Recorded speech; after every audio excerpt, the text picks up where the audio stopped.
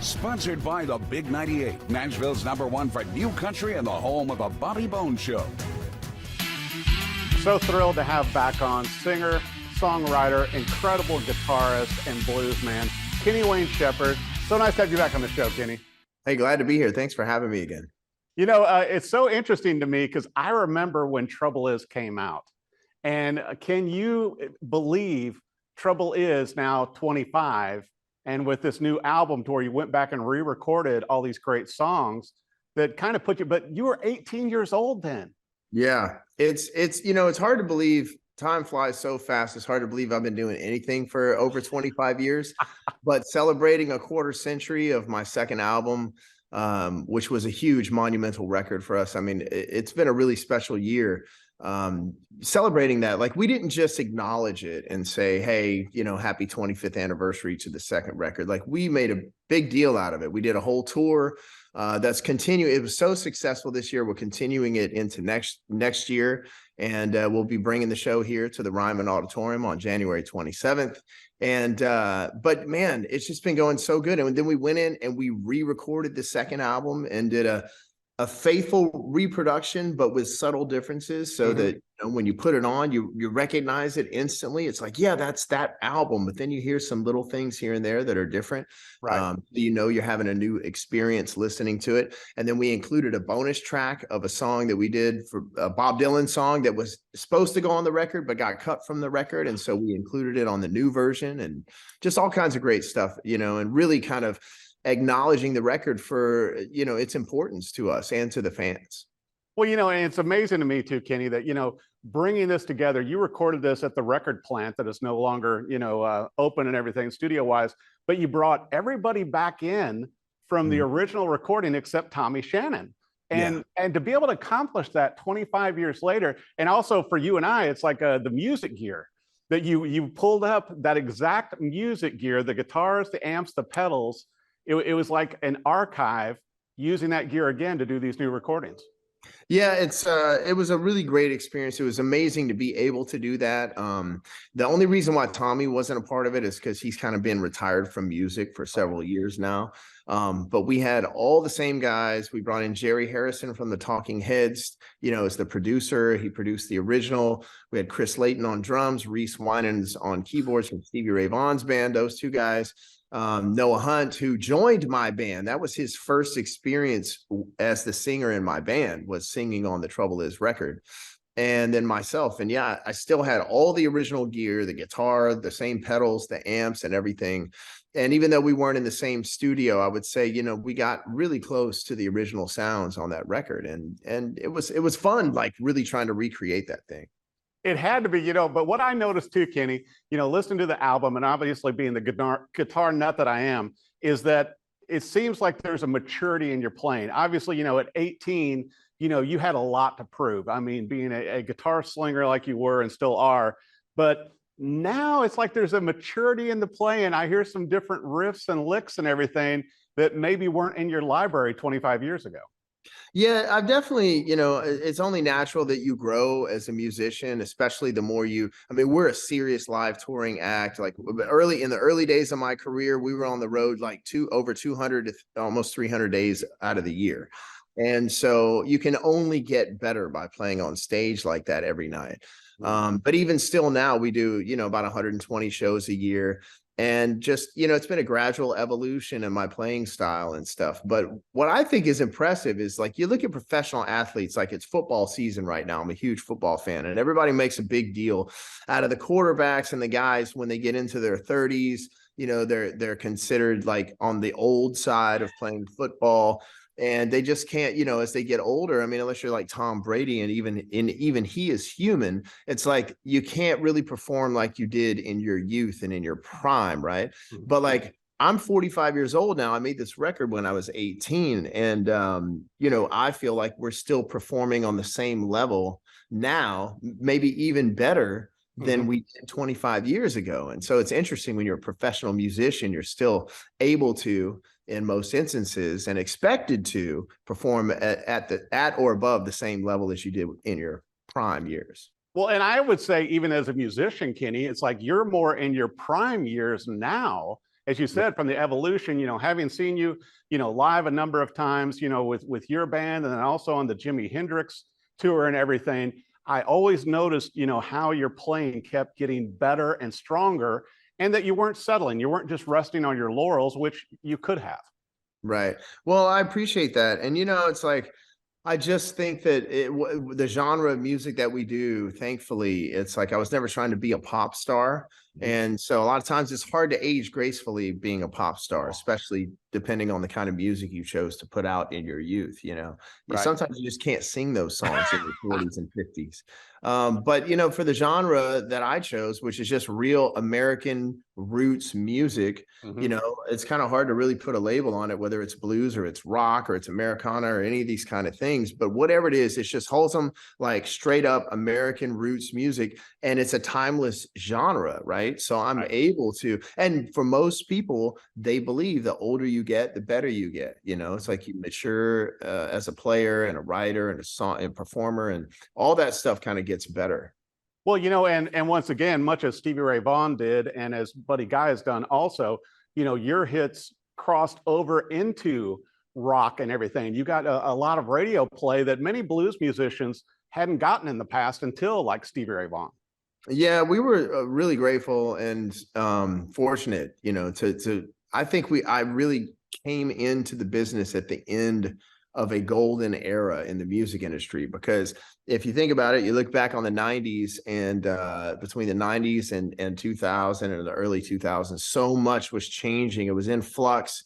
And all this stuff was changing rapidly in the music industry. So I got in on the tail end of the experience of, being able to put out records, and especially in this particular genre, and have like a #1 single or a top 5 single, or sell, 500,000 records or multi-platinum albums, and to be able to have those things hanging on my wall. I just don't think that the way things have changed for the overall business today, especially doing the kind of music that I do, I don't know that that's going to be in the cards for any artists who want to go down this path. But that's okay, because there's plenty of ways, different ways to measure success today. And really, it's ultimately always been about, are the people showing up and buying tickets to the shows and filling the seats for the concerts? That's really what it's always been about for us, and I think for this genre. Well, and I got to bring that up too, Kenny, to where there's also, as if, a Trouble Is 25 wasn't enough with the album release and the True Lies video and all that. You've also got a DVD, that's out from a live performance, since, you are the pride and joy of Shreveport, Louisiana. And so that DVD comes from that, right?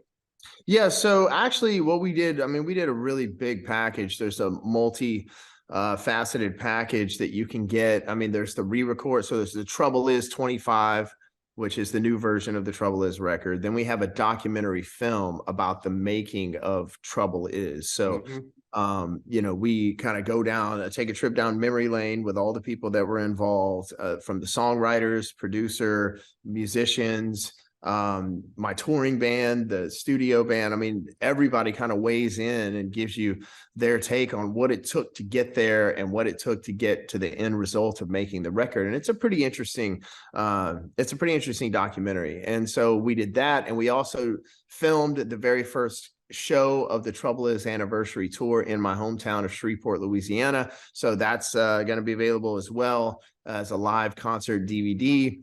And I think there's a coffee table book that's coming. There's a lot of stuff, we really kind of did it up. Because this is a special album, like I said before, it's special for us and it's special for our fans. And I felt like, it really deserved to be celebrated appropriately. And again, looking back and going, man, I was 18 years old when I wrote these songs and recorded this record, and the music still stands up today.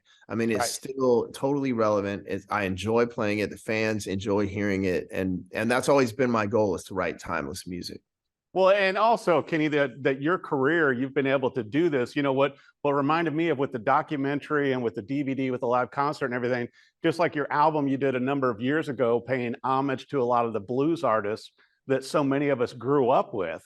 And I thought you did a great job to that, because, a lot of people don't give that credit to the past blues artists. And I thought, with your album and with those videos and everything you did with that, It was awesome. So the documentary and everything you're doing currently for The Trouble is 25 kind of puts me in that mind again. Yeah, well, I think that we've been pretty good in our little, putting our toe in the water when it comes to making films and stuff like that. And I think this is no different. I think when people watch this, they're going to see a quality product and they're going to enjoy the documentary for sure. But the whole 10 Days Out Blues from the Backroads thing is that was a really special project, and to this day it's a very important piece for blues music history and just in general for the community, for music community, because it documented so many incredible musicians and got some of the last performances of some of those musicians before they passed away. Before that thing came out, I think 14 or 15 of them had already passed away before we released it, and I think now the vast majority of the people that were featured in the film are no longer with us, and it just reemphasizes the importance on enjoying the talent while we can, going and seeing these artists. Doesn't matter what genre. It's like when you have national treasures like these people who cultivated the music that's become the foundation of every popular genre that's come since. It's like you need to go and appreciate these people while they're still here and able to be appreciated, for sure. I totally agree with you, and it's interesting to me because once again, remembering when you launched on the scene, and I was so wowed by, the music and the passion you brought to it. But now, to where you're kind of in the middle age of your career and still going strong, what does it feel like when you see some of these, young blues artists and everything coming up in the ranks, kind of like you did as a teenager? What does that look like to you now, Kenny Wayne? Well, a lot of times I'll see these young artists and, it brings back a lot of great memories for me. And of course, I see them and they're going down their own path and having their own experience, which I think is totally cool. And, but I'll see something that just kind of sparks a memory, reminds me when I was that age, and they're going through, and experiencing something similar, and just makes me feel grateful and hopeful for them that, they'll have success in what they're doing and be able to realize their dreams the way that I have, for sure. Well, you definitely have. And I mean, besides, The Trouble is 25 with the album out, and obviously digital, as you mentioned, the DVD, the Strand Theatre live show, the first one, the documentary, incredibly got all the stuff going. The tour is going to continue. The question has to come up. I mean, you're hanging out in your awesome garage with your cars, with your guitars. Any special instruments going to come out on the road different for this next year as the tour continues? Well, I mean, I've kind of got my core guitar rig. It's pretty rock solid. So as far as amps and guitars go, it doesn't change too much. I mean, I do bring a lot of guitars out. A lot of, my guitars have names and identities, and fans come to see certain guitars being played on stage. They're like, is he going to play that one? So, my 61 Strat, which is kind of my number one guitar, that's the one that I played on the majority of the Trouble Is record. And so for most of the tour, I've had that one out there doing those songs, which has been great. And some other ones. I mean, I got some great guitars. I just got a 1960 Les Paul Sunburst that I'm really fired up about. And, but there's a number of guitars. We try and keep it interesting for the people, in the audience who are there to see and hear the instruments get played. I always enjoyed it when you pulled out your Monterey Strat also.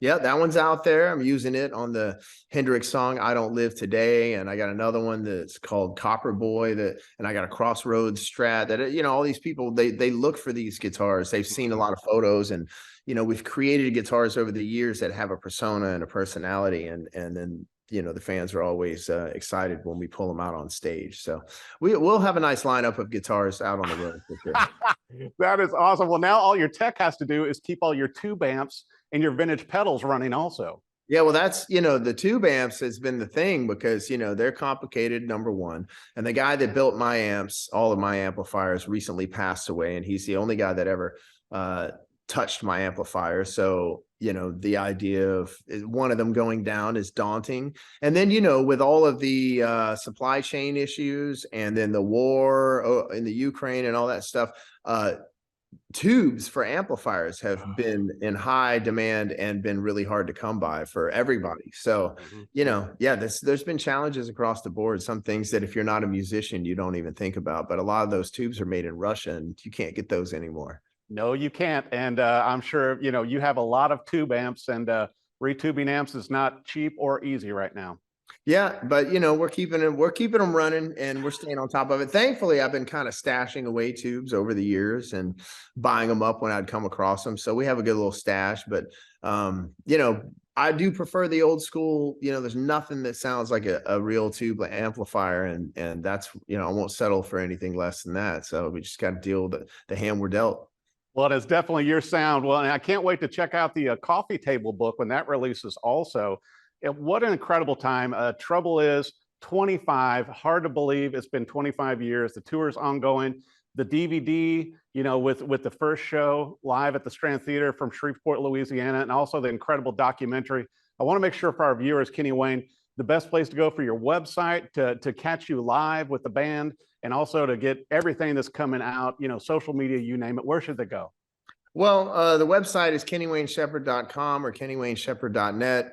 And then, we're on Facebook and Instagram and Twitter, and I think they just started up a TikTok page. It's like, I'm starting to feel like a dinosaur, man. It's like all of these social media things, but it's the reality of the business, and really it is a good tool to have because you can communicate directly with your fans about what you're doing. So you can find us on all that stuff. And you could get your kids involved with the TikTok. I know with my daughter, she kind of helps me out with it. So a great way to integrate the kids, to make them work with you on it. Yeah, we're trying to keep our kids away from that stuff as long as possible, because once you get into it, there's no turning back. So right.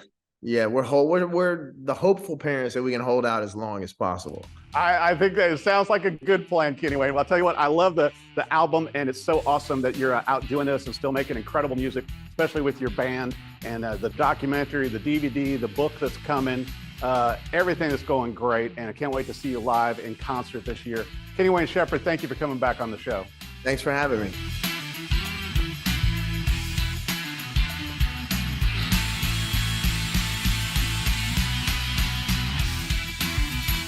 Sponsored by the Big 98, Nashville's #1 for new country and the home of the Bobby Bones Show.